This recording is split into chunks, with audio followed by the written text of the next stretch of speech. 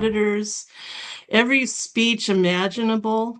I just can't wait to try it again. This year I can't because I'm a division director, so of course you can't compete at that.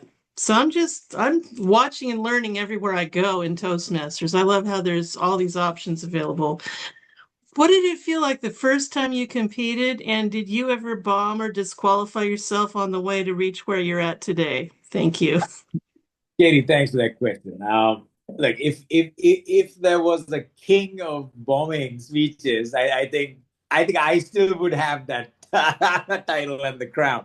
My first contest was in 2006, and we in this part of the world we were not even a district, so we couldn't really compete in the world championship. But we had this thing called a provincial district and provisional district, and we just had a contest amongst ourselves. And being a young kid, I was highly opinionated. And my first speech was about, it was so left field. It was a highly political speech. My mom was in the audience, and she refused to talk to me for the whole week afterwards. And it took so much of an adjustment to me just to understand the contest angle of speaking, right?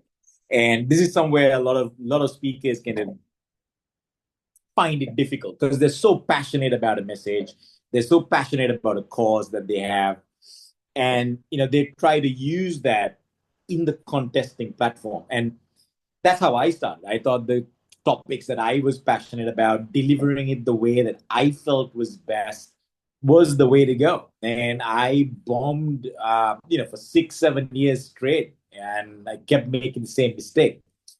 And until I met, later on when we became a district, we had resources to other world champions, and I met them in person, and I just first understood the philosophy of contesting. And when I understood the whole philosophy behind it, I think it's about year 7 or year 8 in my contesting route that I really started to understand the nuance of what type of messages and what type of topics delivered in what type of way could really create a resonating message that can go around the world, right? And that for me was a great learning. So one of the learnings that came from my bombing was also that. And I think the second kind of lesson that I learned was understanding what is really meant by a world champion speech, right? And I think we again tend to equate the world championship of public speaking as, hey, the best speech within the contesting arena, right? But you call it the world championship because you want to also equate it with the global standard of what is world champion, right? So, for example, Usain Bolt's Olympic 100-meter record, right? Lionel Messi, right? Ronaldo, if you're into football. These are all world champions. So a world championship speech doesn't necessarily just mean within Toastmasters. The world championship quality has to be seen when compared to world champions of other things, right? And for me to understand that, it took a really long time. And that's one reason why, I really, really put in a lot of work towards I see something in you, because I just didn't want it to be a really good speech that wins a contest, but from a global standard, it needed to match up to the tag of world champion. So yes, I've bombed, and each time I've bombed, I've really learned so much.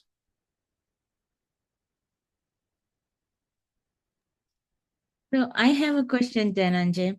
Sure. I know you touched a little bit, as you said, you tried some time to make it happen. I'm 100% you had many failures while you are trying, right? How Yeah. did you put yourself, push up to make it happen? So I am going in there, exactly this direction. This is my ultimate goal. So Yeah. how did that journey happen with you in this path? Yeah. I mean, look, I won in my 11th year, so lost 10 years in a row, right? And I think failure is something that you build a deep understanding towards when you're serious about competing, because you compete 10 years in a row, and when you lose 10 years in a row, failure becomes your best friend, right? And one of the things that some of my mentors really taught me is to reframe what failure means in the journey of Toastmasters. Okay. Um, Failure builds endurance. That's a very important concept. And endurance is something that a lot of people who are in any field, you need endurance. Not before you become successful, but after you become successful. Now, I'll explain this slight difference.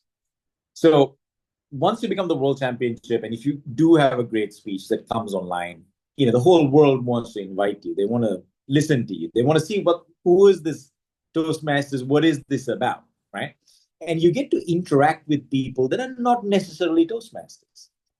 They come from different worlds. They come from different backgrounds. They have different expectations and different standards, right? To measure up to that, you really need a lot of endurance.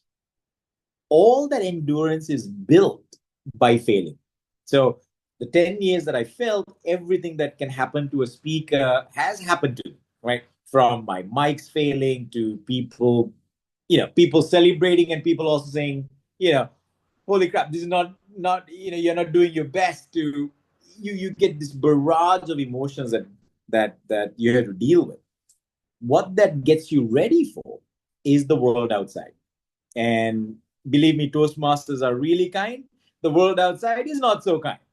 And once you kind of build that endurance within Toastmasters, it becomes easier to handle the outside world, because the outside world as a speaker is very unforgiving. So you got to be at your best at every event, at every second, at every minute.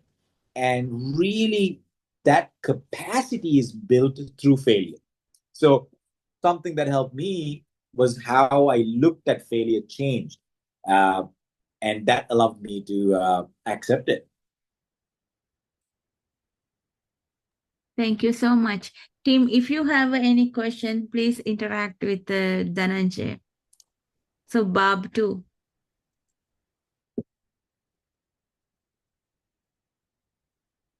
Bob, you are muted. Oh, now I'm not. I'm sorry. What was the question? You can ask any question, whatever you have. Oh, yeah.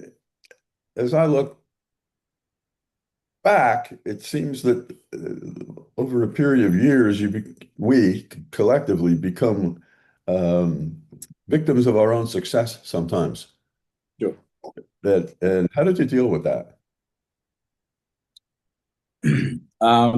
Bob, that's a very important question. And I want to go back to kind of round about the mid mark of my journey in Toastmasters, right?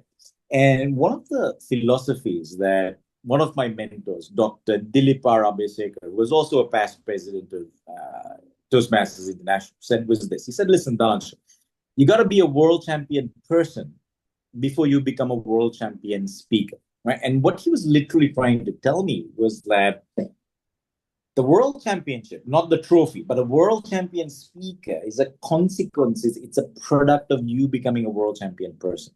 And I had this privilege, this opportunity to spend time with him and understand what that means. And one of the lessons that I'm really happy that I learned really early on was how you should not be a victim of your own success, right? How kind of sometimes you have this ability to get into a bubble. You build up expectations. You're debased from reality, and that's a shortcut to kind of really cutting short your time as an ambassador for Toastmasters. Winning the world championship, and I still remember this very well. Dilip said it could be the start of your career, right, or it could be the end of your career. That's a very powerful statement. I still remember this thing. He said, listen, if you win this contest with an average speech, and as soon as the speech hits online, you're never going to have a speaking career after that.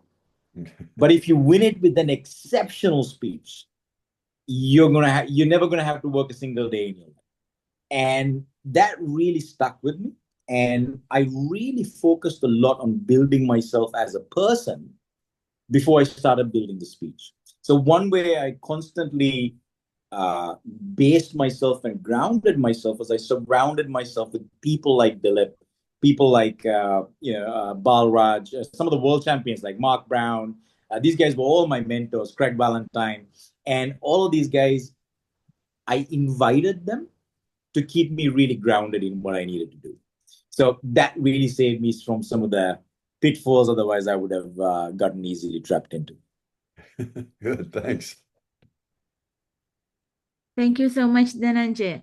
Elisa, thanks for joining with us. So Hey, Elisa. This is an interactive What session. I felt, sorry, Dananjaya, I'm in a meeting with Dilip now. Very good. Tell him I said hi.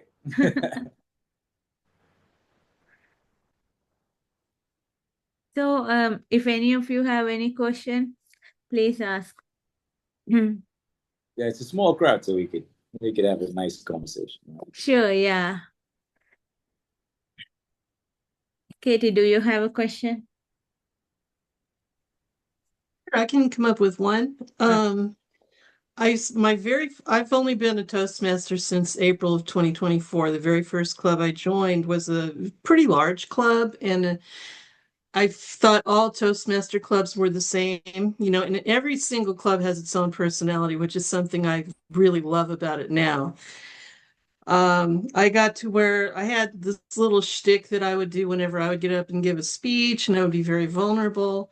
And then in learning what the best content is for a speech, I was told, well, storytelling is very powerful, showing vulnerability and relatability is very powerful. So I got really good at that, but I got to thinking, well, some of these seem self-serving, like I'm going down some pity party road, which I'm not. I'm looking back at reality, but there's humor and there's pathos mixed in. So I would, every time I would do that, I would get a ribbon. This club gave out ribbons. So it was like I was in my little home court advantage. And then I found out that when you go visit another club where they don't know you, they don't know your shtick, that, it was like I was like the pocket speech queen whenever someone flopped out and wasn't there. It was like almost like a frequent flyer award that you would get these ribbons for being a good kid, on the block. So I find that I try and recommend to everybody to go ahead and visit other clubs. Do you think that maybe a lot of Toastmasters members don't realize that's an option? They can always, if nothing else, table topics, you're interacting with people. I think, isn't it kind of important if you want to be a competitor to go and see what all the different clubs feel like? Yeah, that's Elisa. Sorry, Kerry. That's a very important point, because not only should you visit different clubs, if you have the chance to talk in different countries and different districts, it's the same thing, right? English is not my first language. Sri Lanka, in Sri Lanka, English is not our first language. And then when we became a district with India, I suddenly realized that what works in Sri Lanka in a division doesn't work in India as a district, right? And then when I qualified for the first time to the semifinal, I found myself speaking to a US audience, predominantly US audience, for the first time in my life, right?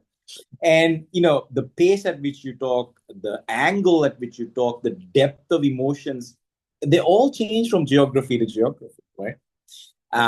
And this is something that if you're really serious about being a speaker, if you're really serious about becoming a speaker that can relate to a large audience, really collecting these experiences and understanding these nuances, right, is something that you need to do. So I completely agree with you. Not only just in clubs, but online clubs like this can give you a very multi-dimensional, multicultural audience that you can try your content and try different angles of, right? And that's very important. Yeah. Thank you. Appreciate that. If anyone you have any question, please ask. Oh, Tim, I can see you right now.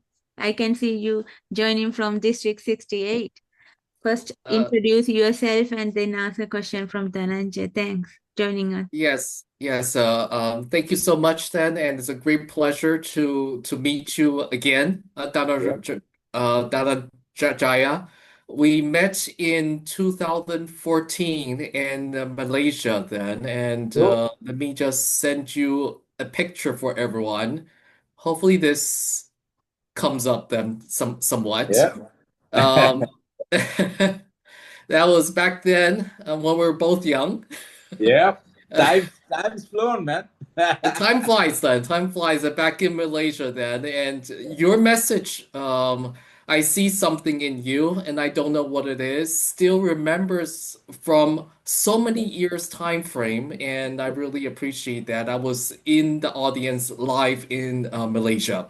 So thank you for being here and also for us to ask questions as well. My question to you is that I'm also working with, I'm a senior DTM in District 67, District Distinguished Toastmaster, and I've been working with several members in our Legacy Toastmasters Club. And what I have questions is in terms of when coaching with my mentees on crafting speeches, then sometimes the message doesn't come across because we're so non-native speaking environment. And so the question to you is, how do we craft a message that resonates from a multiple messages inside the speeches to a more clear message that you want to deliver to the audience?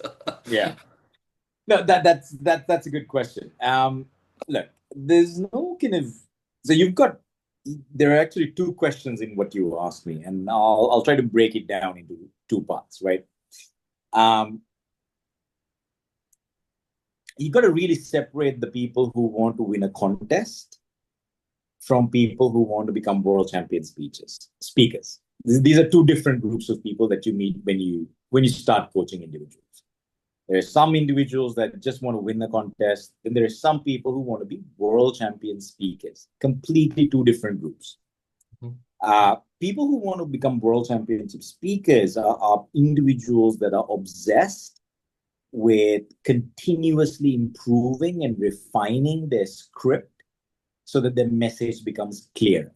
So it's not something that the coach has to do. It's something that voluntarily the individual has to do, right? And how that's done really comes from that individual's passion. Like I had coaches in my life, just to give you an example, Tim. The first time I sent my script to Mark Brown, he sent it back to me with just two words changed. So I'm like, dude, what's going on here, right? I was expecting a little bit more than just two words being changed, right? But then I actually went into the script and I asked, why are these two words changed? Okay.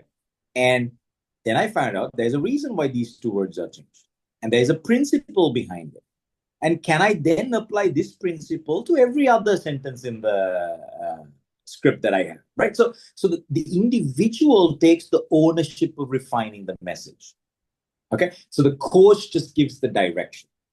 Now, generally what happens today when you coach people is that they expect the coach or whoever is helping them with the speech to come up with the entire script, which are predominantly the group that just wants to win contests, right? So one of the most important things you got to do when you're building world champion speakers is not give them the answer.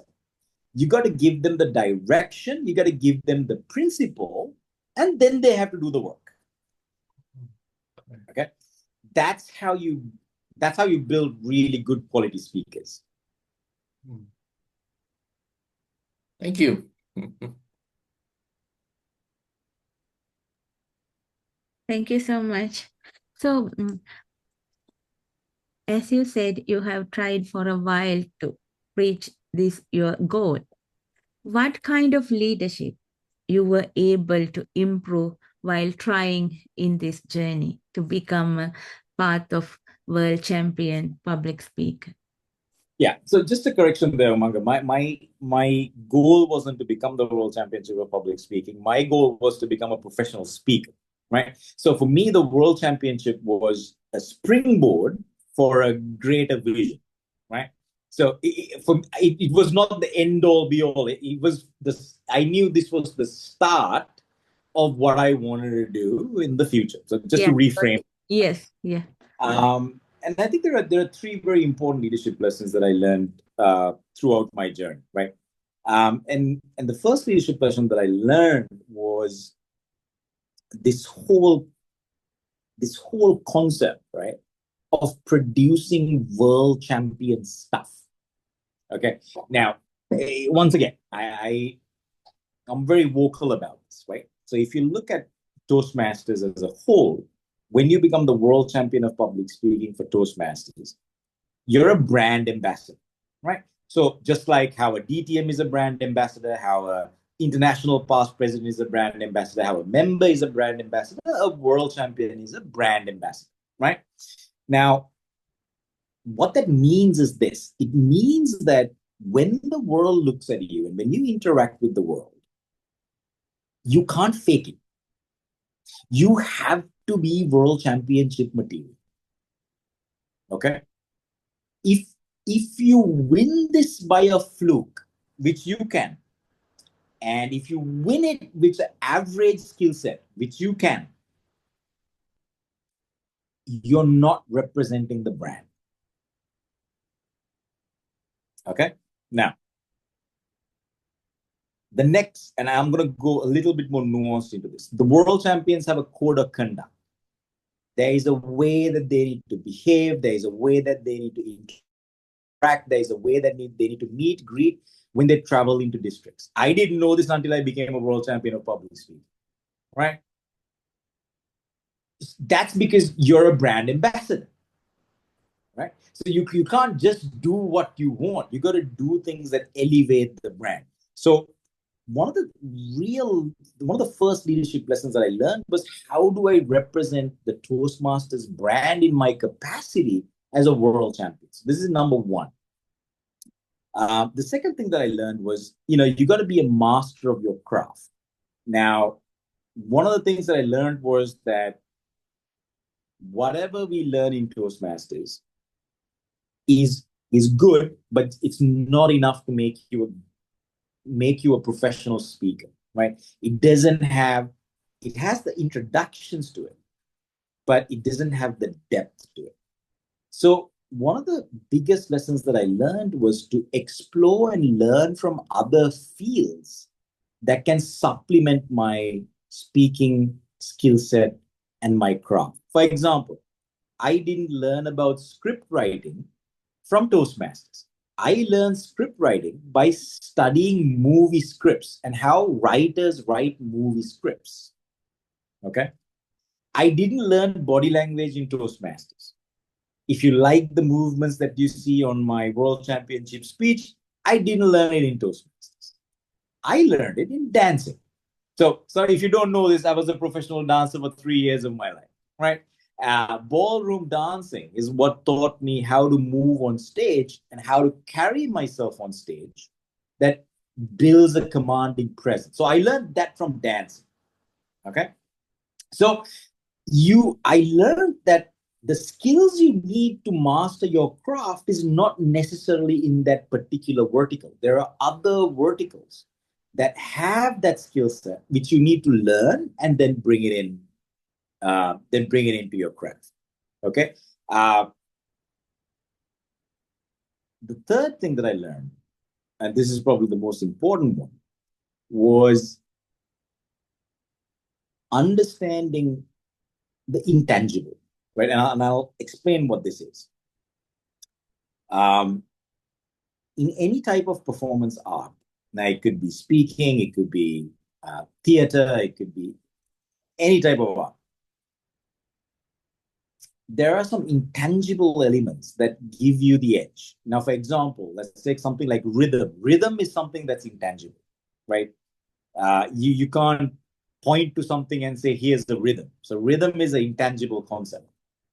Understanding how rhythm works in language how rhythm works in a room, how you need to read the rhythm is far more important than your ability to write a speech. Okay? Because when you travel from audience to audience, what changes is the rhythm. So, for example, the rhythm in Southeast Asia is different from the rhythm in Australia. The rhythm in Australia is very different from the rhythm in China, right? If you're not able to feel the rhythm, which is the intangible, whatever you're going to say, whatever you're going to do, whatever you're going to try to do is going to fall flat. So mastering some of the intangible elements was, the third lesson that I learned that's very important to becoming a speaker and even a leader in any case. So those are three things that I learned. Thank you so much, Dananjaya. Please ask if you have any question. I want to ask if possible. Go Hi, ahead. Dananjaya. Yes, yes. Okay. So my question is, have you ever watched any other world champion of public speakers speech? And this year, actually, there is few questions about uh the world champion because too many comedy, too many gestures on the stage, which is I'm not sure. Just I just want to ask you the question is for you the best speech, international speech is actually how the judge actually do the ballot. I mean, some people say that need to be a formal speech or yeah. Because when I look into your Deadly Samba, I know that you have a lot of drama also in the stage, and it is cool. So I think that not the judge should not only see with you cannot have a humor in your speech. So, but many people say too much humor is not good for international speech. So, what do you think? Elisa, that's a good question. I think I'm going to answer this going back to something that I said before you joined the call, right? What I always advise speakers who compete in the World Championship is not to benchmark the World Championship speech as, hey, here's the previous speaker, here's the previous speaker, therefore I just need to be marginally better this year, right? What I always tell them is, if you want to be a world champion speaker, compare your world champion speech with Usain Bolt's 100-meter record, right? Compare it with Michael Phelps' Olympic record, right? Because all of these are world champions, right? And it has to be something that someone from the outside looks and says, here's something that's world class, right? Now, how much of humor is needed, how much of body language is needed, how much of movement is needed to bring that world class out is very subjective. But the measure has to be world class, like a universal world class, right? So when I started out my world championship speech, what I thought was, look, what is world class? What is a world class speech, right? I looked at, not only did I look at the past 50 years of world championship speeches, I also looked at other world class speeches from Martin Luther King to everybody from this part of the world in Southeast Asia, in Asia, and I first built a benchmark of what is world class. Then I worked backwards and arrived at I see something. So you start with the end in mind and then adjust backwards.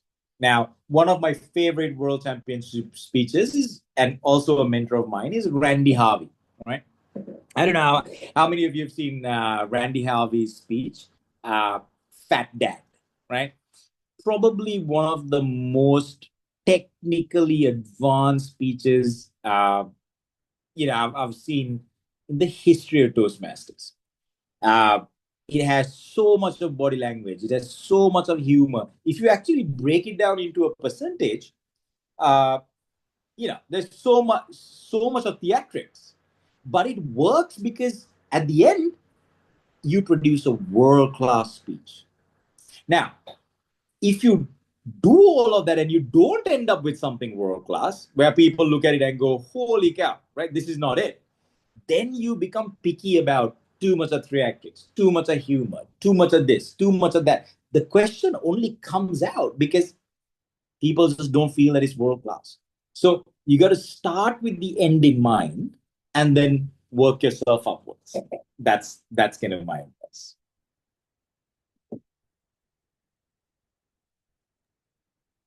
Thank you so much, Dananjaya. So, Ed, thanks for joining with us. This is an interactive session. If you have any question for Dananjaya, please ask.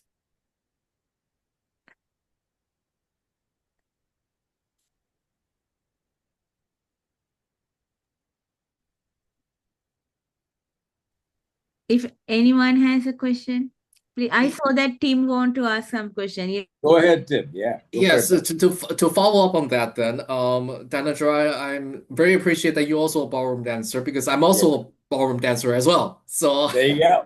and we have a lot of members in our club that do swing dancing as well as hip hop and dancing to for the free time as well. So a question for my side is to you as a ballroom dancer and your inspiration is how in your dancing and your ballroom experience, how do you apply that kind of skill set to your journey in the Toastmasters journey as well as your speeches? How that can inspire our members when they give a speech or compete Sure. in your experience then? Yeah. So let's take a look at one of the most important skills for a speaker. Let's forget world championship. Let's take speak. Right? One of the most important skills is to be comfortable with eyes on you, right? Well, you gotta be able to be your best self with thousands of eyes looking at you.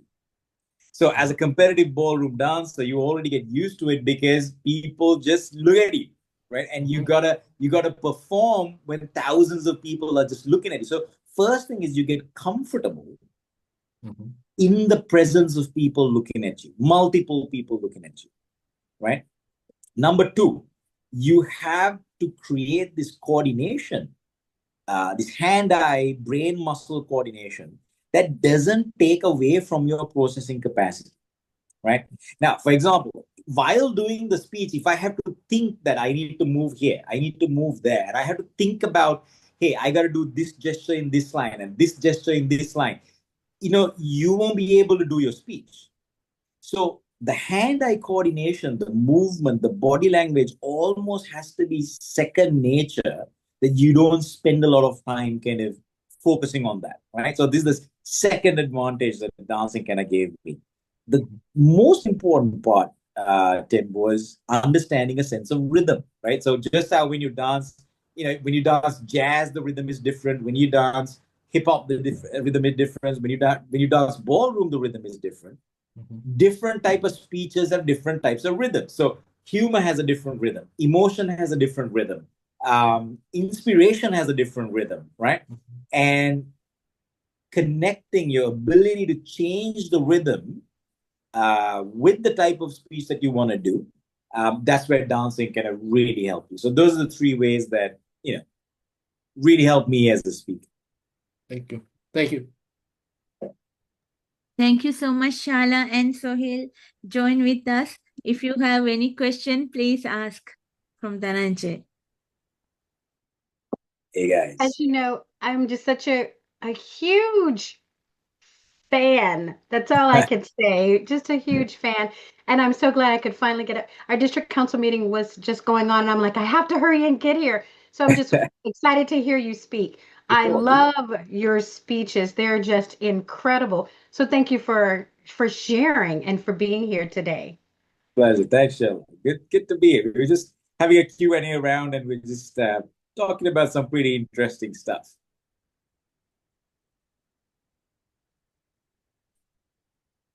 Ed, do you have any question? I don't want to ask something that was already stated, but I for your speeches, your inspiration, where does that come from? Oh, okay. Charlotte, that's a very good question. I was just talking about kind of to the group earlier. the real art of finding messages that work in a world championship speech, right? And my argument for that and my thought process for that was that it's you really have to be a fan of iterations. Okay. Now, you can see this live. If you go to my YouTube channel, the first version of I See Something in You, I did it as a TED Talk, right? 2 years before 2014. It's a 20-minute long TED Talk, right? Done 2 years before 2014. Very raw. And I remember that was the initial conception of I See Something in You. But it took me 20 minutes to just get this concept out, right?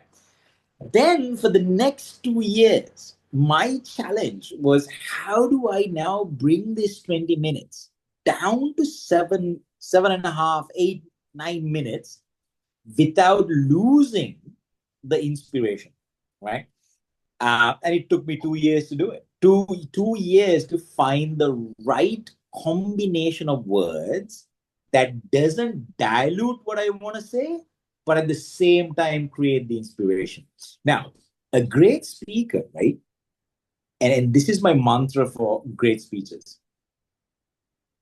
It's got to be simple, but inspiration.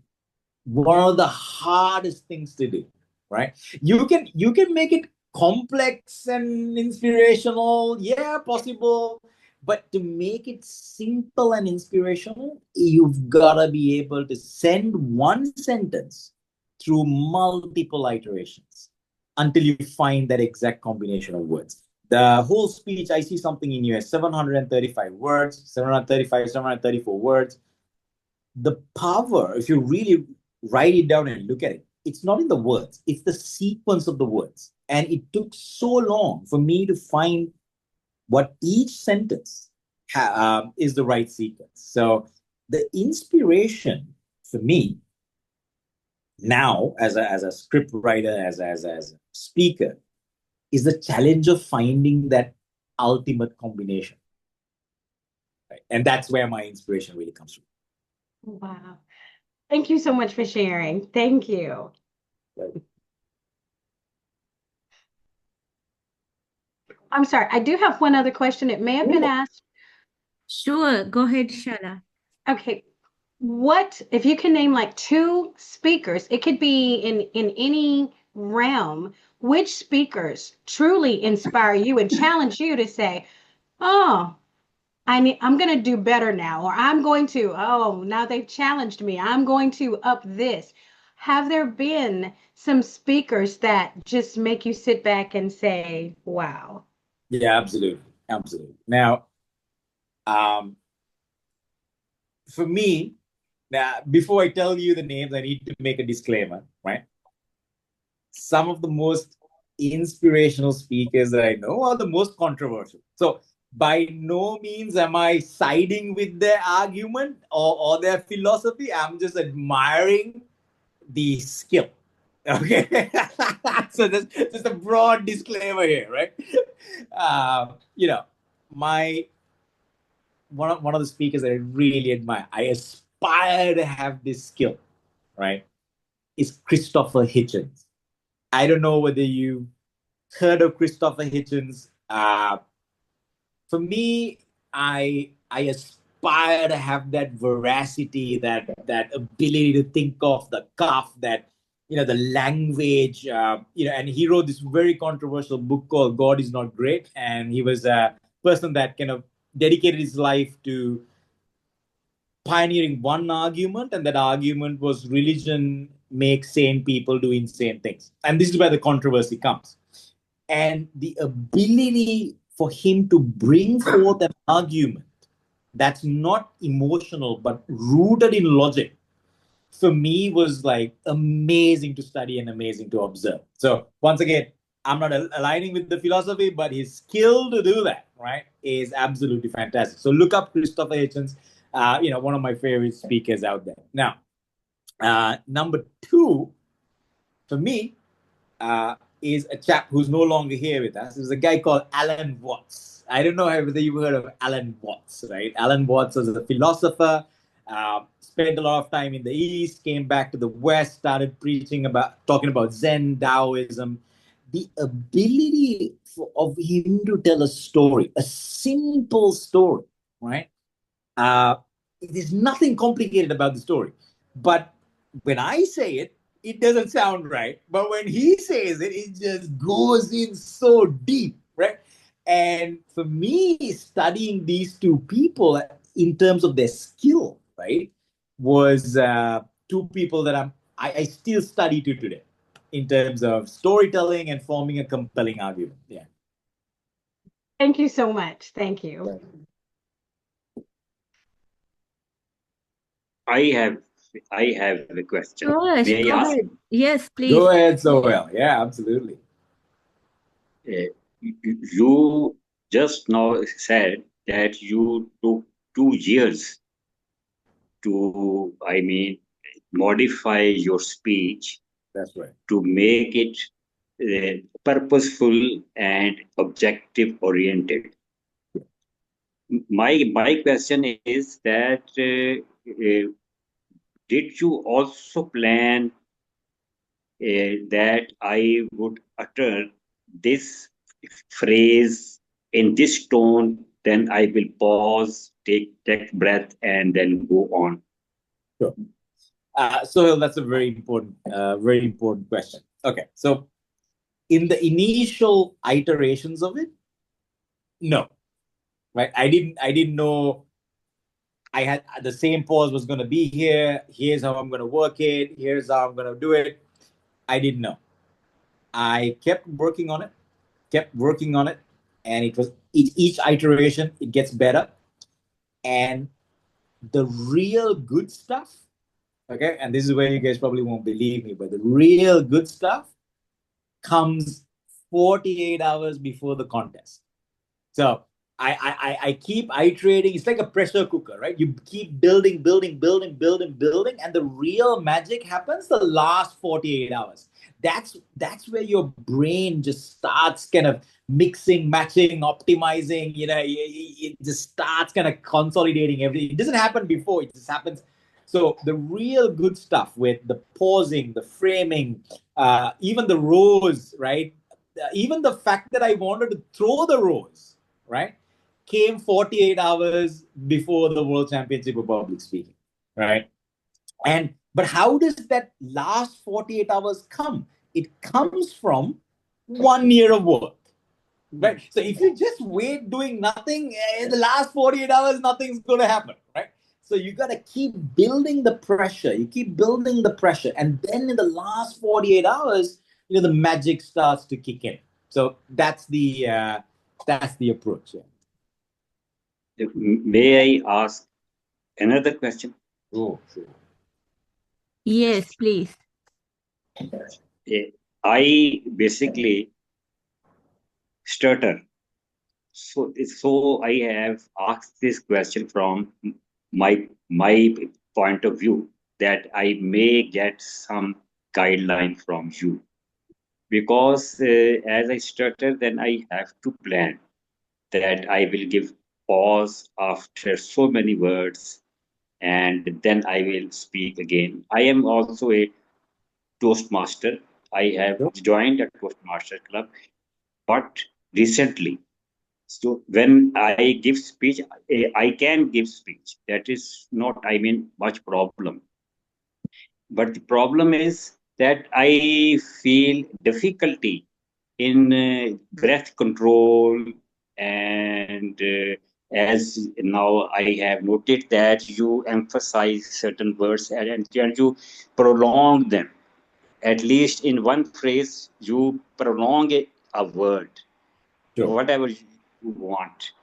Sure. My question was from this perspective, that Yeah. if you have any suggestion for me about pausing, phrasing, breathing during speech. Sure. So that's a good question. Just before you joined the call, I was talking about this very interesting concept of much of the skills that I learned in Toastmasters like prolonging words, emphasizing words. I didn't learn in Toastmasters. I was just telling everybody here that I learned script writing through analyzing how movie scripts are written. I learned body language through dancing, right? So when it comes to your stuttering or your breathing, trying to deliberately practice that is not going to help you. So what can you do? You look at what are some of the other things that have elements of what you want to do that you can do. For example, yoga. Like yoga helps you kind of with the breath work, right? So that allows you to get full control of your breath. Do you love singing? So singing allows you to get control of your voice and emphasizing of those words. So you learn those skills outside of Toastmasters, and then you bring it in. Now, the first person to talk about this, right, was a guy called Miyamoto Musashi. Musashi was a Japanese samurai that lived in the 14th century, right? So he wrote a book, and it's a fascinating book. I recommend everybody to read. It's called the Book of Six Rings, right? And in this book, he says, if you want to be a great swordsman, become a painter, right? And everybody's like, Musashi, what are you talking about, right? So he said, listen, back in Japan, you do calligraphy, right, with the big brush. Yeah. The way you move your wrist when you move the brush is the same way you move your wrist when you hold a sword. So he said, learn painting to learn sword fighting. Then he said, if you want to be a great archer, do gardening. Right. So then everybody asked him why. He said, listen, in archery, the most important thing is patience. If you release the arrow too soon, you're going to miss the mark. If you release the arrow too fast, you're going to miss the mark. Right. So how do you cultivate patience? You do gardening. Right. So when you do gardening, you build patience and you bring it into archery. Now, I'll come back to you. So you have a problem with your breath control. You got to do something that helps you master your breath. Now, that could be breath work, that could be yoga, that could be running, that could be swimming. Allows you to get the muscles to control your breath. Now, next thing is word formation. So is there anything other than speaking that can exercise and build the muscles in your vocal cords, right? So that could be singing, that could be theater, that could be poetry. So you do it there and you bring it into Toastmasters. So the right technical term for this is called the cross-functional dispersion of skills, right? So cross-functional, you learn the skills from other areas and then you bring it into your core area, right? And this is why some of the greatest leaders in the world have also one more thing they're great at. Like, for example, you would have met CEOs who are great chess players. You would have met leaders who are great golf players. They have one thing that they learn from and then bring it to their organization. So that's very important. Yes, I have got your point. And by the way you speak, I mean your hand gestures and your I mean delivery of words. It is wonderful. If Thank you. I do like you, I would never stutter because use the now again because I am seeing you from a different point of view. When I see you speaking, you always, uh, for example, you said patience in your phrase or gardening. This I mean I call a prolongation of sound, and if I manage to do it during speech with hand gesture and expressiveness, I will never stutter. This much I know. Thank you very much. Pleasures. Thank you so much, everyone, participating. I also can see Ed met Dananjaya too. Okay, Ed, I believe you have a question. Go ahead quickly, please. Thank you very much. Well, I actually, Dananjaya, I actually studied your speech. What I did was I got your speech. I transcribed the speech and I checked the timing. So I really analyzed it before I prepared for one of my contests where I think I won in the I can't remember what place in the division level. Anyway, uh, of course, as you can see, I even have your picture. I met you. I can see that. I can see that. Yeah. Okay, you look much younger. We all do. Okay, anyway, um, I noticed that you started your speech, I think 1 minute, the first 1 minute you framed the audience. And I thought, hey, that's a unique way of opening it. Anyway, I want to ask you this question because it's been so many years after you won the contest. Now, if you were to like join a contest again and use the same speech, I mean, let's say in another universe or what change would you make to this already amazing presentation? Yeah. Thanks, Ed. Thank you very much. Look, I'm gonna try to say this without coming across like someone who's full of themselves, right? So bear with me on this one. I wouldn't change a thing. Okay? I wouldn't change a thing, number one, and I wouldn't be able to do it again. Now I'll explain why this is, right? In 2014, that version you see on stage is the end result of a very rigorous process. It's the process that made that delivery and that version. Okay? Now, if I have to do it again, I'll have to go through another 10-year process, right? To get warmed up, to get that level of rigor, that level of intensity, and then deliver. Sometimes when I look at the speech, I sometimes go, holy crap, did I just do that? Right? But then that's the hallmark of a great piece of art. Okay? A great piece of art is when what is produced is bigger than the sum of the creator. Right? That then you got something really special.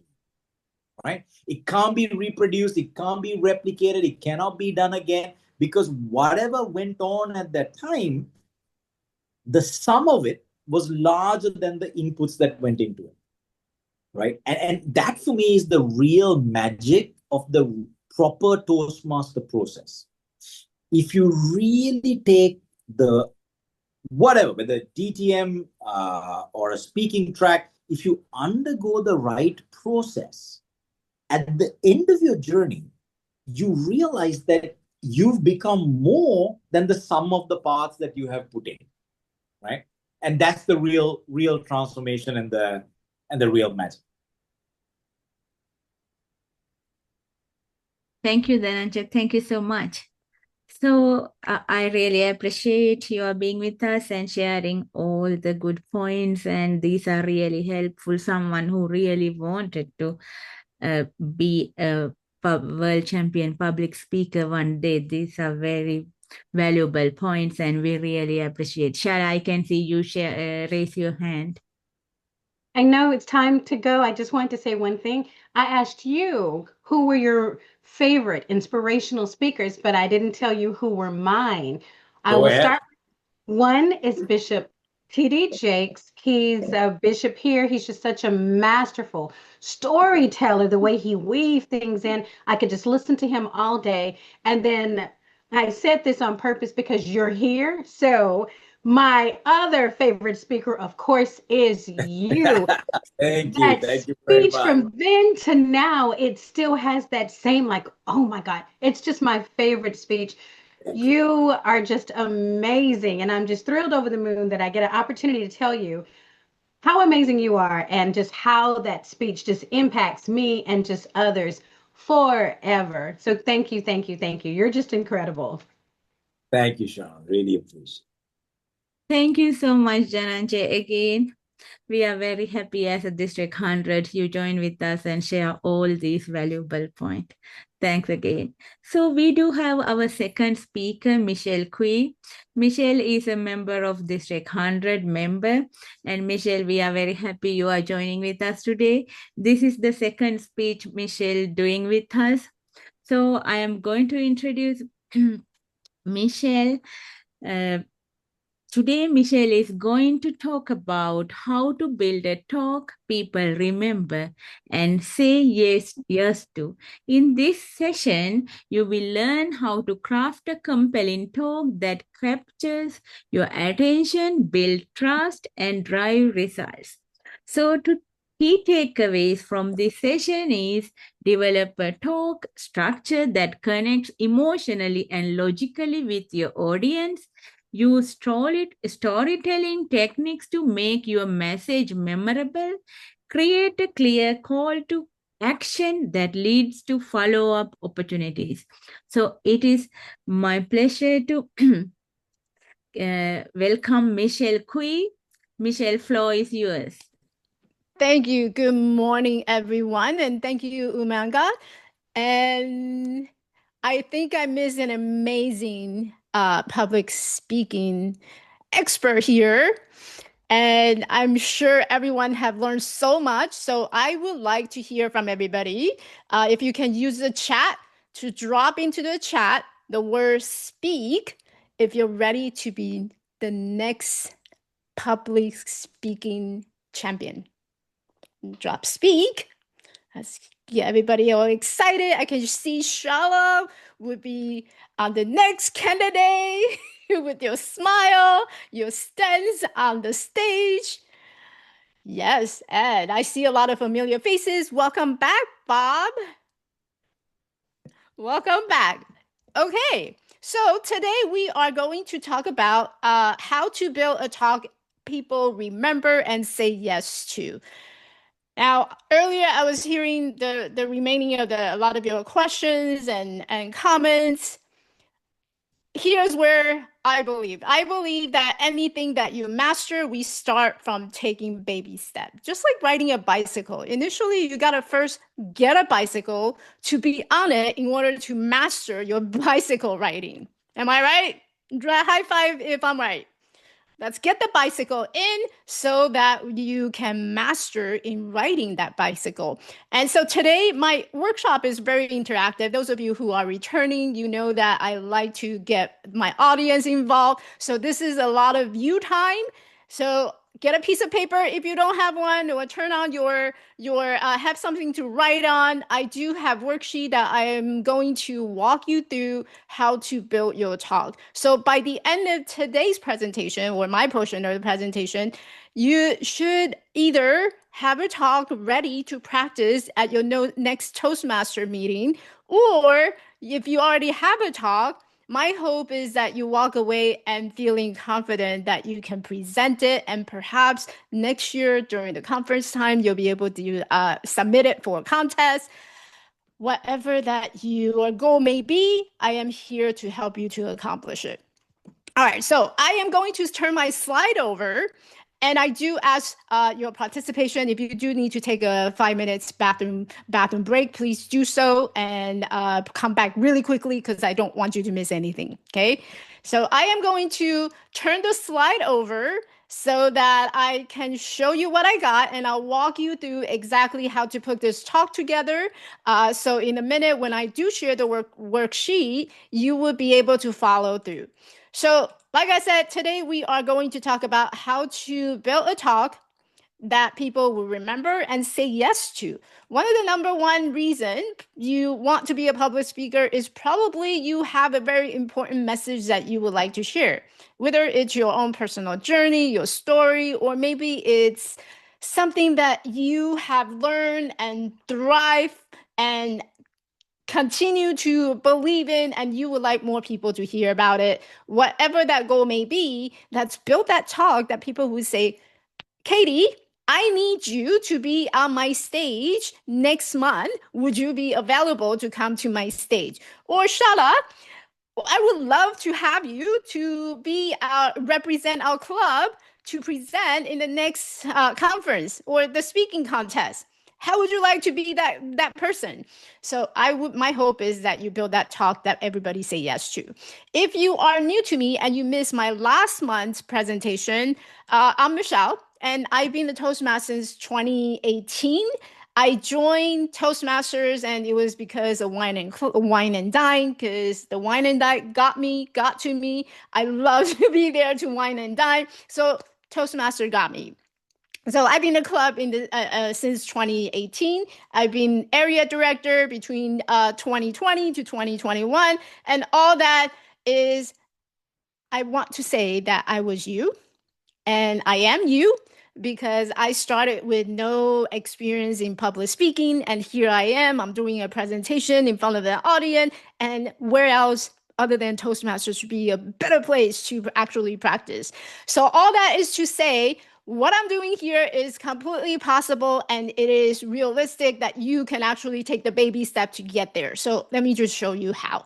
So if you missed last month's presentation, last month we talked about finding your signature message. Now, some of you may already know what your signature message is, and others you might feel a little unclear in terms of what is that message I want people to hear. So as we're thinking, and kind of just give you a recap of what we talked about last month, is that every single one of us have a belief, we have something that we have learned, a lesson, a journey that we took, that before we became a Toastmaster or before we are on this path to public speaking.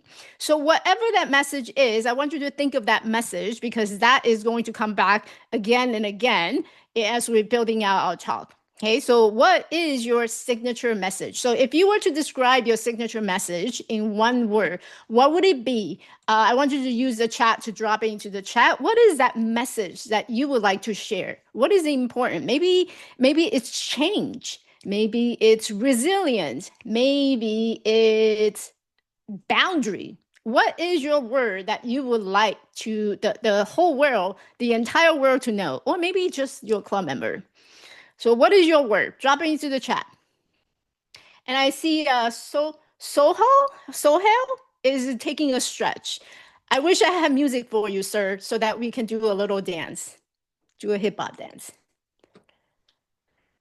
Okay, what's your hope? I love that. Run. Where, Ed? Let's run. Reassessment.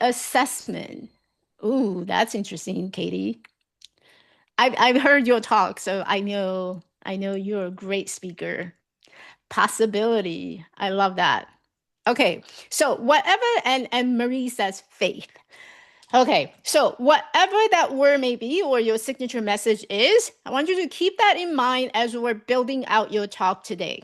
Okay, now, last month I also talked about the importance of why you need to have a signature message, because if you are standing on the stage and you're kind of scattered all over the place and you're talking about, well, the sky is really blue or the star is really far away. If you're scattered, people don't know what exactly that they need to learn, and the reason why someone would actually pay for a ticket to sit in the audience and listen to you. So it is very, very important to identify what your signature message is so that you do not have any of the missing opportunity, right? What are some of the missing opportunity? It may be the opportunity to present at your next workshop at your workplace, or it could be a paid speaking engagement that they might be interested in hiring you and invite you to speak. But if you're scattered everywhere, then people get really confused in terms of what am I getting and what am I walking away by hiring you or inviting you to do a presentation. So you're getting a lot of missing opportunities. So make sure you identify your own signature message. If you need to kind of refresh your memory, or if you'd like me to send you my worksheet, reach out to me. I'm happy to share that worksheet with you if you missed last session. All right, so that's build your talk.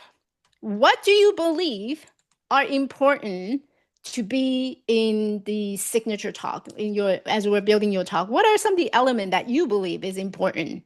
Drop it into the chat. Let me know. Just drop a word. What do you think it's important as part of your talk? The talk itself. You cheated, Ed. Personal story. Yes, definitely personal story. But does it have to be personal? We'll talk about that. All right, what else? What else would be important in your talk? Anything else that you believe would be important in the talk? Wisdom. Okay. Yes. Confidence. Yes.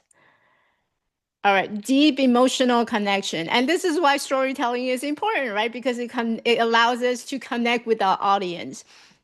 All right, so there are actually 3 very important parts to a talk.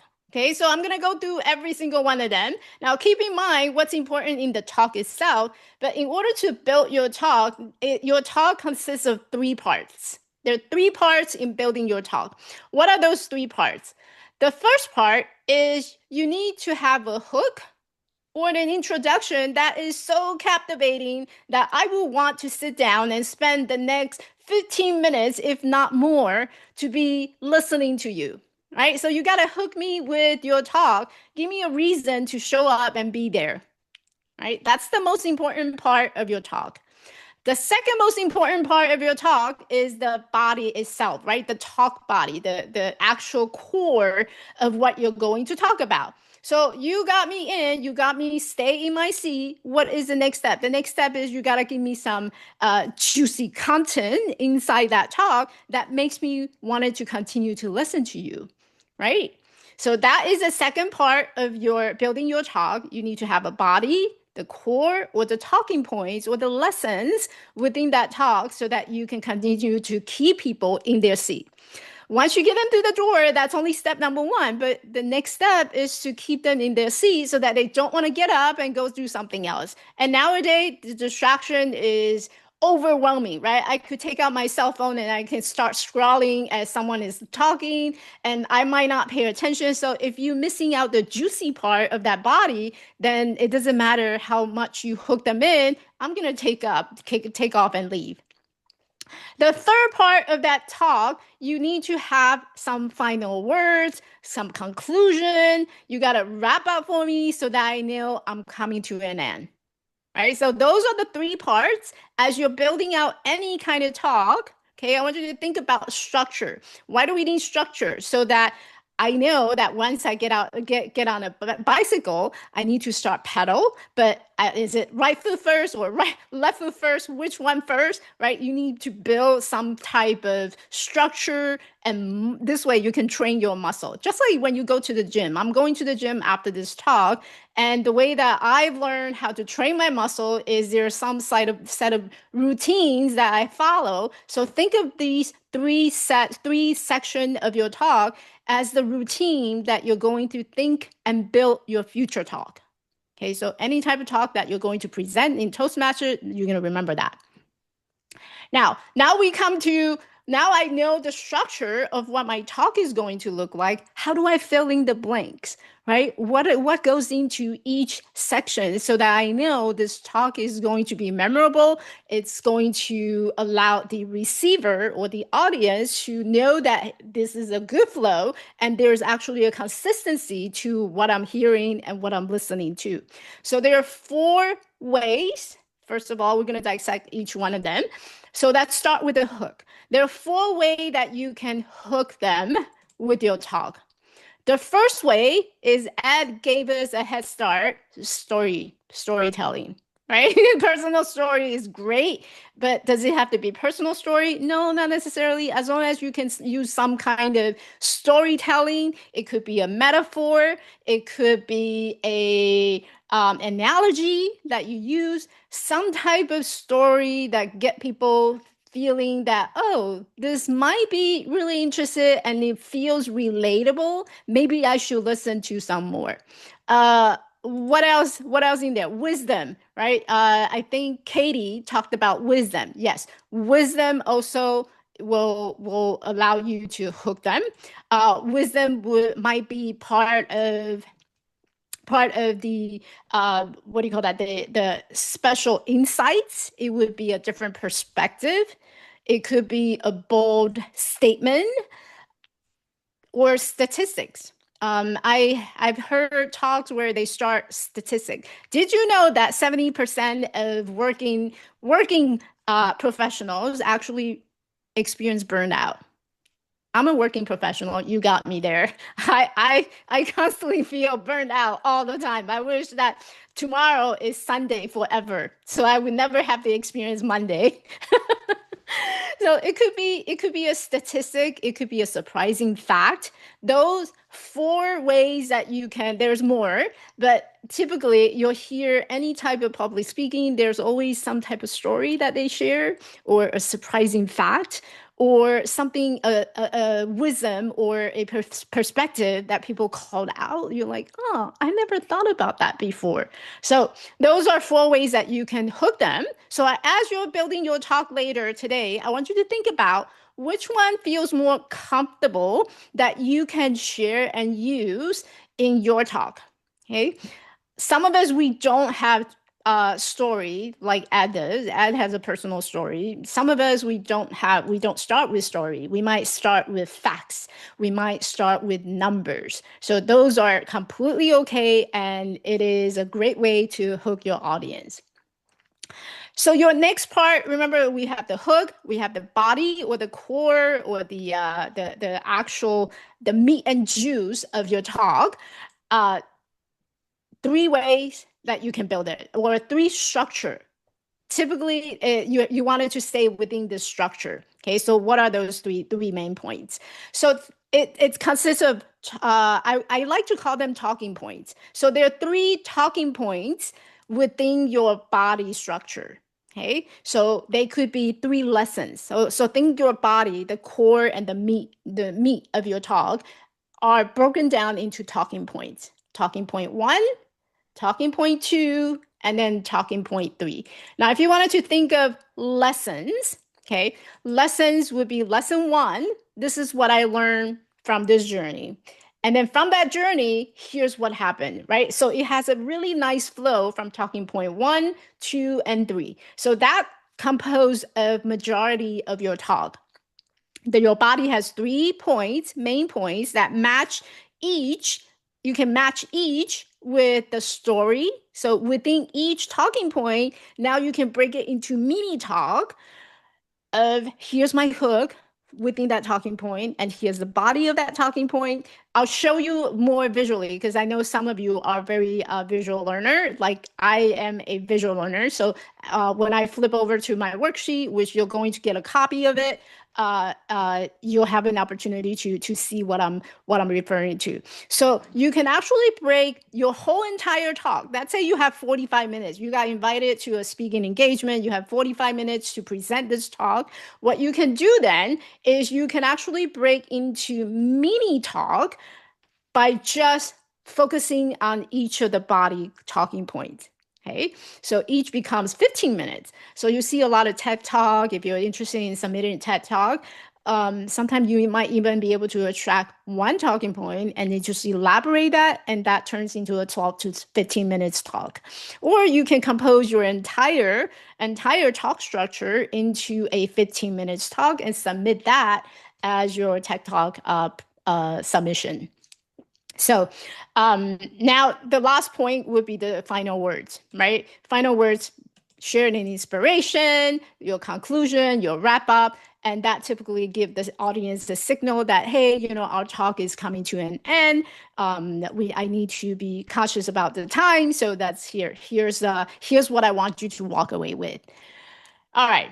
So who has a talk in their mind already? Just raise your hand. Who has a talk? I know Ed already has a talk. Yep. Sohail also have a talk. I know Bob secretly has a talk inside of him. Katie also has a talk. All right. So here is my first worksheet. I'm going to walk you through what that looks like, and you will have a copy of this. I do ask that these are not to be distributed outside of what we're doing here. So I'm going to drop it into the chat. And if you have never made a copy directly from Google Doc, I'm going to show you how we make a copy, okay? So there's a link inside the chat, and how you make a copy is you simply go to the file section and see how there on the top it says make a copy. You're going to click that and make a copy. And what that is going to do for you is it's going to import the exact worksheet into your Google Doc so that you can actually do typing and you can build out your talk. Like I said, my goal here is to have you walk away with a talk built out. So go ahead and click on that link in the chat, and on the file, click down and go make a copy of it so that you can build your talk out as we're going through this together. All right. I see everybody getting in there. So here's your worksheet. Okay. So remember, we talked about the hook has 4 ways that you can hook them, right? So think about how you want to hook them. Okay. Once you make a copy, then you can type it. So there's story, a surprising fact, a powerful question, or a bold statement. I'm gonna go ahead and mute that person. Oh, yeah, thank you. All right, so you think about how you want to hook your audience in. Is it a story? Is it a surprising fact? Is it a statistic? Is it a bold statement? What is it? So I'm going to give you a couple of minutes so that you can think about it and write it on your worksheet. Okay. Now this would be a perfect time for me to play Jeopardy music.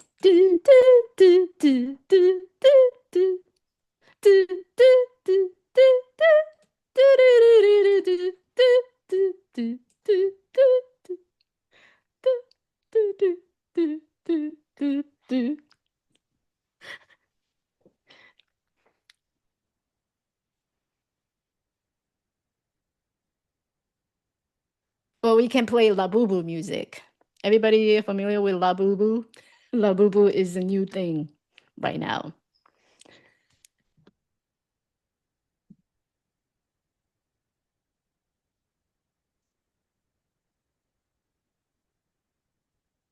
All right. So, and it doesn't have to be perfect, right? You can always come back if you found a new way to hook your audience in. You can always come back and use the same worksheet. And what I do recommend is that you keep this worksheet around anytime you need to build a talk. What I personally do is I come back to the worksheet all the time. If I need to create a new talk, I'll come back and use the worksheet. How do I want to build this out? Do I want to start with the facts, or do I want to start with a story? And typically, I'm a storyteller, so I like to start with a story. So, what would be yours? And you can come back to this all the time. All right.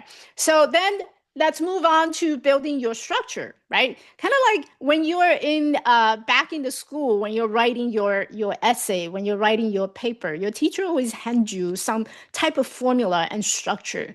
Now think of this worksheet as the formula that I'm handing it to you, and that you can build out your talk.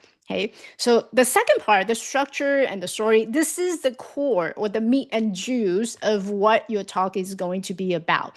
Now, you can break it into 3 talking points, right? Point number 1 is change, start from taking baby step. Maybe that's my point number 1. Point number 2 would be once you take the baby step, you got to keep practicing it, right? So commitment might be your next step. So commitment is important because it leads to consistency. So that might be my talking point number 2. And then point number 3 would be, once you have the consistency, your next step is to build that confidence, right? I can be consistent, but through repetition, I will become more confident. So talking point number 3 would be how consistency can lead into confidence. So those are my 3 examples of talking points of how change start from the baby step. Okay, so talking point number 1, 2, and 3. Now, what if, Michelle, I only have one big talking point? That's okay. That's a big talking point, but we just need to make sure that you give the audience some room and time to breathe, right? So within that big talking point, do you have like inconsistent stories or key lessons that you shuffle in there? Maybe we can break it apart and dissect it a little bit. So if you have a big chunk, right? Think about does it actually flow good? So if it doesn't, then maybe you need to break it into 2 parts or 3 parts in that talk so that there is some type of consistency. How I like to structure it is typically I would think about the lessons that I have learned. Is it the same lesson throughout the whole entire story, or is it something that I have mixed everything together? Okay, so that's where you fill in the blank. Now, the second column is the story or the example, right? Earlier, Ed had talked about personal story. That would be a great place to demonstrate. So let's take, for example, change starts with baby step. Story that I wanted to share maybe how I was learning to ride the bicycle. I didn't know how to ride the bicycle. And at 5 years old, my dad bought me my first bicycle. It was a pink little bicycle with a training wheel, and that was my birthday present. And from that moment, I started to get really excited. And I remember one day I rode the bike all the way down the street, coming back, and I kept circling around. I was all in it. I was so happy with it. And that's my first step towards riding a bicycle. So what would be your story that you can fill into that section? Emotional connection. So this is the part where you kind of wanted to think about what emotional feeling do I want to elicit? And I know there's a typo. What emotion do I want to elicit for my audience? Is it so that they can feel empowered? Maybe I want them to feel inspired. Maybe I want them to feel motivated. So what is that emotional connection or the feelings that I want them to have? Maybe it's a little bit of sadness. I don't know if I want to make my audience sad. I don't want to put people in a place where I'm gonna go home and cry, or I'm gonna get up and to the bathroom and cry. But like think what is that emotional word for you? Think about that and fill in the last column. So I'll give everybody some time to fill it out.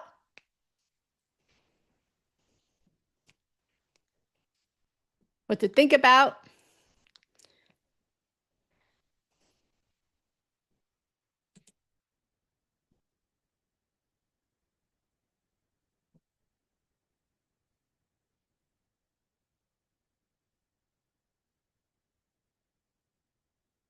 So the next section is kind of summarize what your core message will be again, right? Earlier, some of you had talked about, let me go back to the assessment, run, the message, hope from Shala.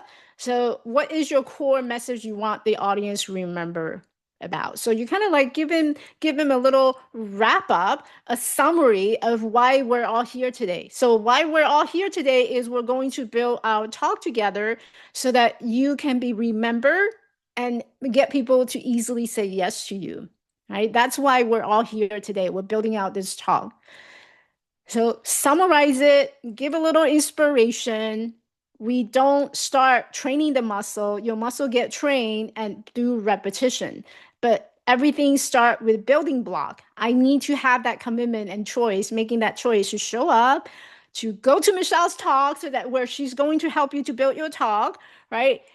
I start with the baby step before my muscle get trained, get that repetition, get that reps in order for me to be on the pro stage.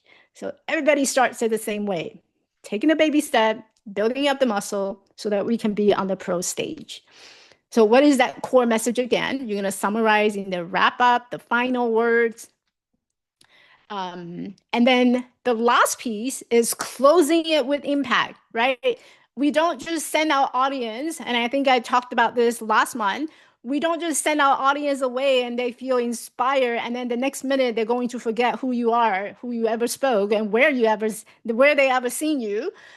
We don't want to just send them off and let them feel inspired and what to do next, right? So I want you to think about what that call to action may be. Maybe you're inviting them to apply the lesson in their life. Or maybe you're inviting them to reach out to you, right, for a follow-up. Maybe you offer a workshop as part of your career or as your profession.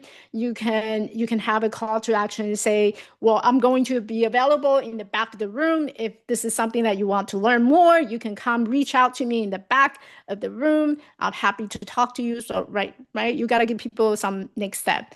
Or maybe it's attending your next workshop, right? Which I do have a next workshop, which is we're in September. October, we have another presentation. Next month, I'm going to talk about how you leverage your social media presence to get speaking gig. So if you're interested to hear that, be sure to check out the calendar for Learning Labs. I'm going to talk about how you leverage social media. So there I am, right? I gave you a call to action of what to do next. So you wanted to have some type of call to action for your talk as well. Okay, invite people to do something. So what is your call to action? You're gonna put that in here. Now, if you go back and look at the entire worksheet, you're gonna give yourself a little quick assessment, like what Katie was talking about, assessment or reassessment of what your talk is about. Is it stronger now? Does it feel like makes sense? Does it have a flow? Does it have a good structure? How confident am I about putting this together? Once you give yourself assessment, here's the worksheet that you're actually going to build and write your talk out. Okay, so I'm gonna, same thing, I'm gonna drop it into the chat so that you can make a copy of this. So what you're going to do is, again, click on that link in the chat, go to the worksheet, and on the top, you're going to make a copy. Okay, let me just make sure that you have the right sheet. Yes, you do. Okay, so make a copy. And this way it can sit on your own Google Drive as you're building this out. Okay, so we talked about the 3 parts. Now, this particular talk is about 15 minutes long. If you're creating one that you would like to submit to TED Talk, or most of the presentation nowadays, or a keynote, typically it's about 12 to 15 minutes. Okay, so it's not very long, but you're a Toastmaster, you've been trained to stay within the time limit. So it's about 12 to 15 minutes long for this talk, but can you expand it? Absolutely. You can use the same worksheet to expand it to a 1-hour talk or 1-hour presentation, however you like to use it. Okay, but same structure. Introduction, we talked about, it's a hook, right? You start with a story, and hopefully that story is related to the main message, the core message that you would like to share, right? That would usually take you about 1 to 2 minutes. And if you have a longer talk, maybe a little bit longer, but not too long, right? You wanted to get people stay in their seat. So once you hook them in, you wanted to go straight into the core of what that talk is going to be about. So there's your hook. And this worksheet is for you to start writing out your talk. Okay, so the previous worksheet, we kind of gave ourselves a draft of what our talk is going to be. Now, this worksheet is going to help you to actually write out your talk.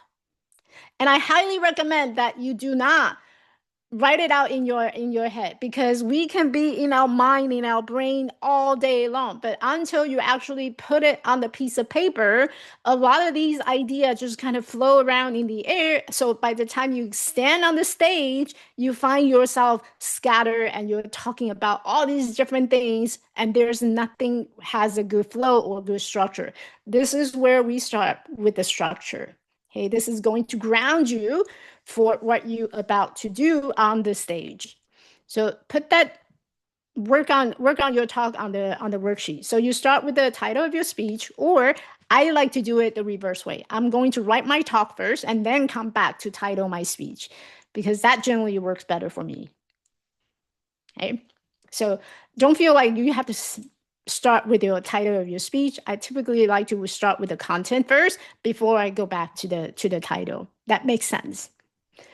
So you're writing it out, and here's what I was talking about, right? Talking point number 1, 2, and 3. You're gonna break it down to lessons or ideas that you have, and then you can take each part and create a separate talk if you like, and it might be a 5 to 7 minutes talk. So 5 to 7 minutes, that will give you 15 minutes talk. So there's multiple ways to use this. Talking point number 1. So I think I gave the example already, right? Change starts with baby step. That's my talking point number 1. Number 2 would be, in order to create that change, we need to commit to the choices that we make. So that's my talking point number 2. Talking point number 3. How do you, once you have the consistency, then you can have the confidence in doing things, right? So repetition lead to confidence, experience lead to confidence. And then the last piece is inspiration and conclusion. That's where your wrap up is. You kind of just summarize what we talked about today. And you remember, very important, you want to give people a call to action, whether you're inviting them to take what they have learned today and implement in their life, or you actually tell them what to do next, right? Meet me in the back of the room, or here's a copy of my book. If you're interested, go on that side. Tell people what to do. You'll notice what I have learned is that every time it's one thing to lead with inspiration, it's another thing to actually create impact, right? Where it's great to inspire someone, but it's another thing to actually create a change, or be that ripple effect, create that ripple effect in someone else's life, so that something that you're doing, it's also possible for them to do. So impact, not just inspiration. Inspiration is great, but it's short-lived. Impact is something that's sustainable. All right, so you are welcome to take both sheets and spend some time today to work on them. And next time when we come around in October, remember your talk, go back to your club and practice your talk, right? Sign up to be the next speaker at your club using this framework, using this structure. And I would love for you to, if you're in the Facebook group, in the District 100 Facebook group, I would love for you to get in there and share your talk with me and let me know, okay, if it's creating a change for you, or if it was helpful for you, okay? Even if it's not, go in there and share with me. Michelle, I think it could be better this way. I am totally open to your feedback, and I would love to hear how you use this in your club and also in your professional work. I would love to hear more about how this is creating any change for you, if any. And you can tag me. I'm at Michelle Kuei. So you can also find me on Facebook. But in the meantime, I will open up the floor to see if there's any questions that I can help answer. And if you'd like to share your worksheet, I'm happy to hear what you came up with.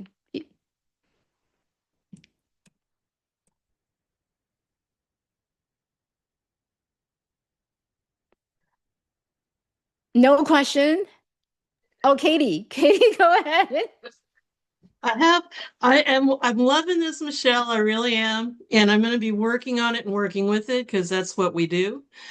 I have this consistent pattern. I know it's my bugaboo. I go over time. I try and jam too much into a speech. And part of it came from being told to do an opening and 3 points and a closing. And for me, for some reason, getting 3 points in doesn't work in 5 to 7 minutes. So I'm going to guess that if I just manipulate this, like you were saying, I could massage this into like a 1 talking point and fit it in to make it fit 5 to 7. And then that's the joy of learning to speak, like for 20 to 40-minute speech, and then they come and they tell you, well, the last guy went over, can you manipulate it? So this is learned by doing, I'm sure, but thank you very much for that. I'm just commenting that for me, I recognize that it's my little pet project.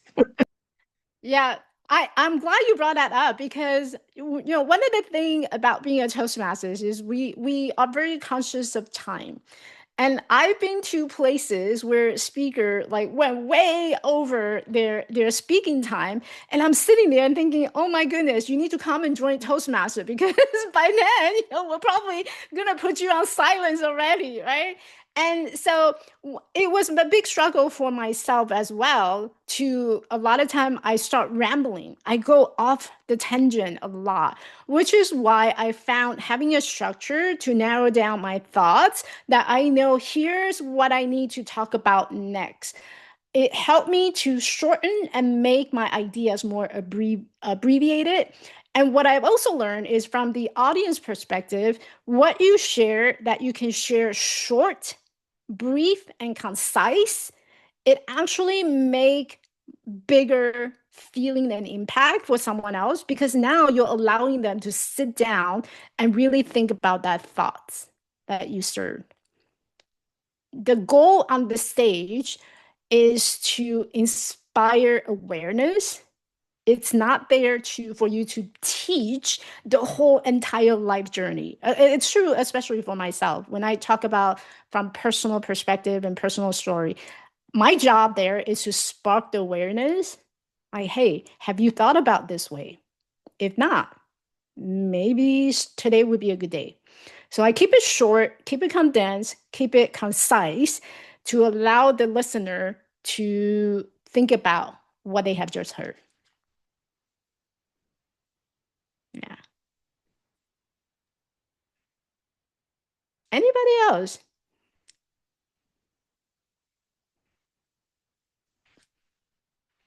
So next month we have October. October, like I said, I'm going to do a talk on how to leverage social media to look for and find speaking gig. It's not what you think. We don't go around and looking for speaking gig. I'm going to show you a way that feels right, feels authentic, and feels more of who you are. So we'll talk about that in October.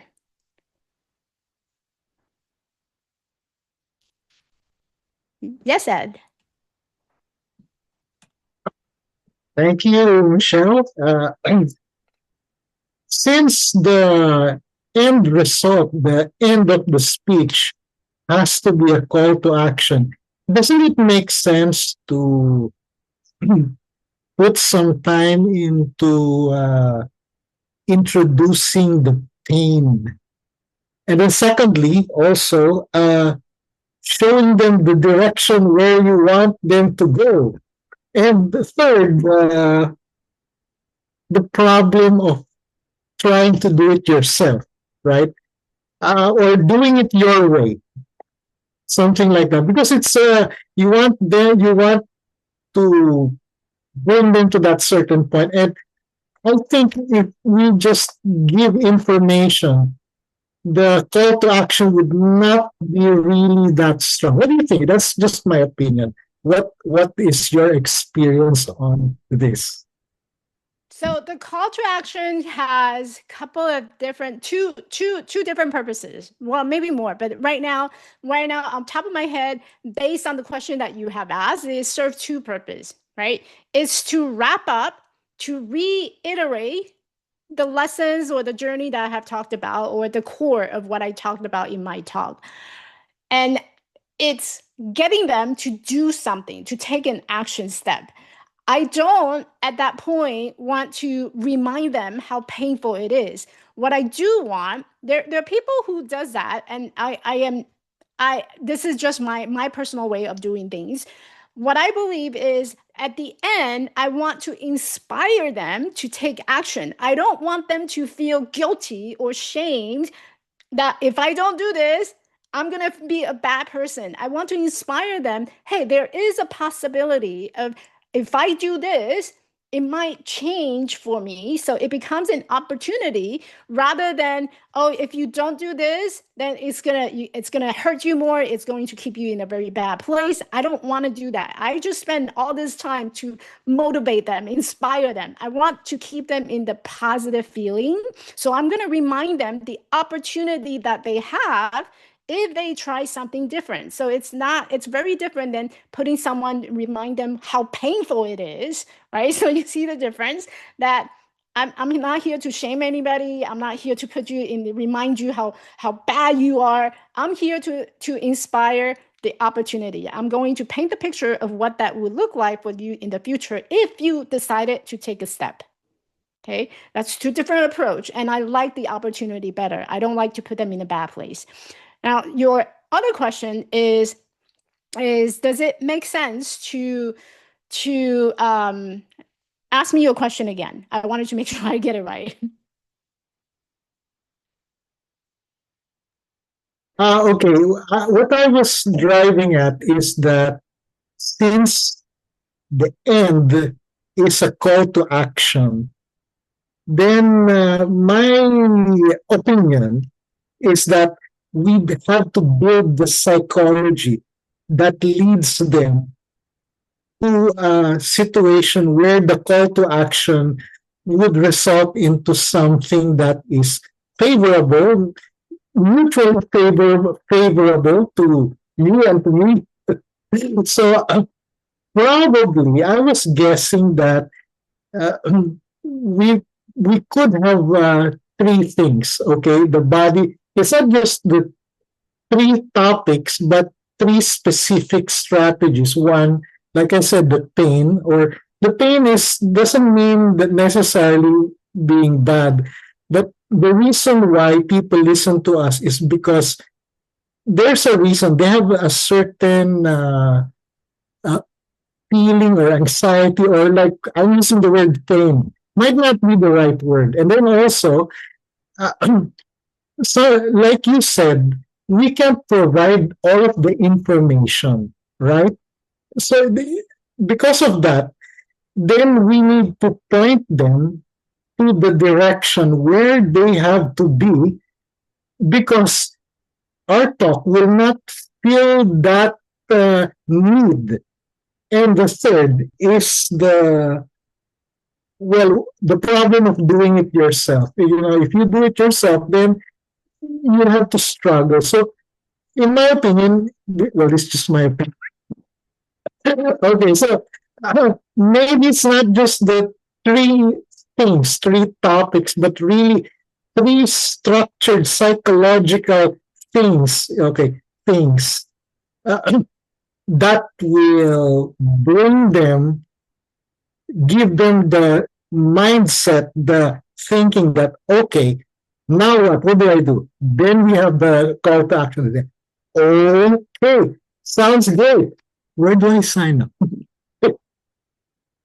Yeah, I think I know where, and I totally agree with your perspective, and I can see where it's coming from. So and I know as background, so I can totally see why I can totally see why he would structure his call to action that way. Where I'm getting at is that for some of us, we are sharing from a motivational talk. A motivational talk can be quite challenging and hard to have a specific, well, here's your next step, right? It makes sense for you to sign up here. If let's say you don't have anything to offer and you're simply being on the stage, sharing your story, and you have these three lessons that you have learned in life, which is very common in a lot of motivational speakers, right? They don't have maybe a program, or they don't have a package. They don't have the action step for someone to take next. So what as a motivational speaker or inspirational speaker, what your call to action is to get them to do something, create a change. Then that's awareness. Awareness, it's a call to action. I want you to think differently today. That's a call to action. So your call to action doesn't necessarily mean that, oh, yeah, I have to sign up somewhere, or I need to purchase something, or I need to buy something. Your call to action could be just, this is my story. And my hope is that you walk away with a change in your life, something that you can do differently. Okay. So that's what I mean by call to action. And I totally get what Ed is talking about. So Ed, I appreciate you sharing.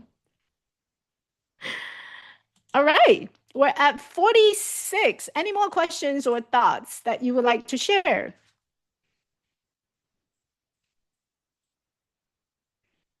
And I see Umanga had changed into a baseball cap and, you know, different outfits. Hey, Umanga. All right. If not, thank you all for coming and attending. And Bob, thank you. I hope to see you in October. You've been quiet today. I didn't get a chance to talk to you, but I hope to see you again in October. And back to you, Manga. Thank you so much, Michelle. We really appreciate you are having here. And we look forward to listen to your next speech in next month. Have Thank a you for good having rest of me. your day, everyone. Thanks for attending again. Bye-bye. Bye.